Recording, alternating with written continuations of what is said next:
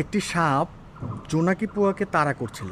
তো জোনাকি পোকা থেমে গিয়ে সাপটাকে বলল, আমি কি আপনাকে 3টা কোশ্চেন করতে পারি? সাপ বলল, হ্যাঁ। জোনাকি পোকা বলল, আমি কি আপনার খাদ্যের অংশ? সাপ বলল, না। জোনাকি পোকা এবার বলল, আমি কি আপনার কোনো ক্ষতি করেছি? সাপ বলল, না।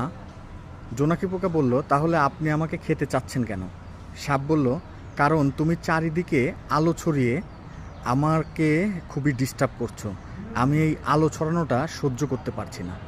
তো এই যে সাপ এবং জোনাকি পোকার মধ্যে যে কথোপকথন হলো, এই ধরনের সাপের মতো স্বভাবের কিছু মানুষ আছে যারা কিনা অন্যকে আলোকিত করা বা অন্যের ভালো দেখতে পারে না।